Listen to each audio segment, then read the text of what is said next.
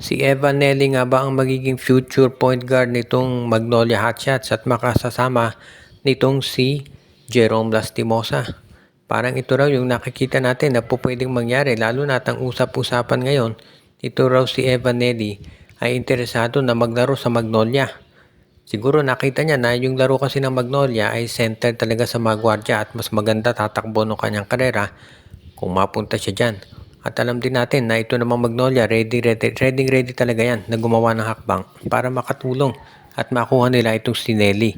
So baka daw i-offer na kapalit ang Magnolia dyan itong si Paul Lee. Straight up yung trade na mangyayari. Paul Lee for Evan Nelly. Kasi itong Magnolia, alam natin gusto niyang kumuha ng mga bagong players at palitan ng mga veterano nila.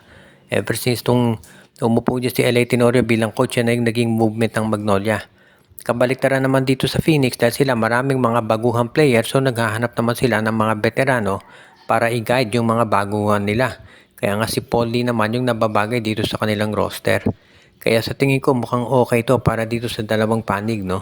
Lalo na alam naman natin na itong Magnolia Hotshots gusto talaga niyan na magkaroon ng isang dynamic point guard katulad ni Evan Nelly na magiging magandang tulong para dito sa kanilang roster.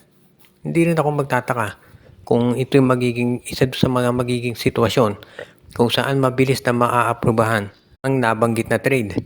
Kaya nga hindi naman nakapagtataka na ito talagang Magnolia Hotshots, no?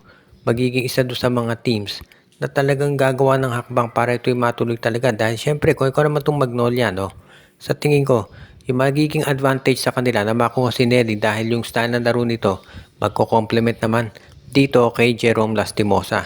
At of course, nandiyan pa rin yung veterano nila na si Mark Baroka na always ready naman na tumulong dito sa kanila.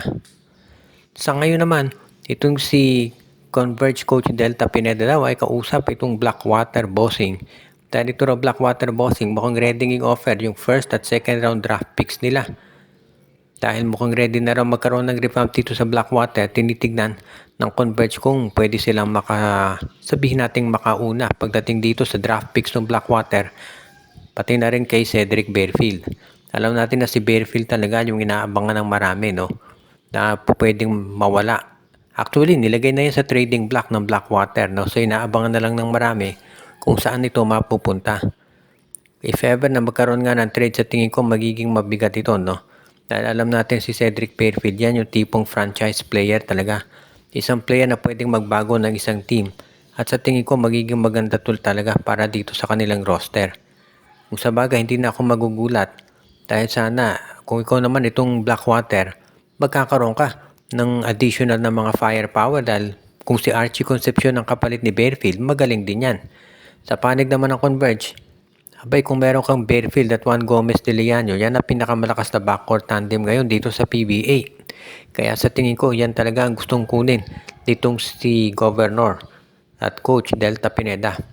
Tandaan natin sa next season, parating pa dyan si David Defonso. So magiging malalim o stack talaga yung lineup nitong Converge Fiber Exerts at hindi na ako magugulat kung yan talaga yung kanilang balak gawin.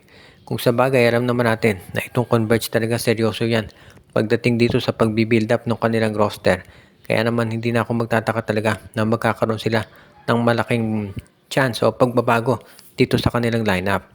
Ngayon, kung ito'y gagawin itong Converge Fiber Exerts, tignan na lang natin kung ano magiging usapan dito, no?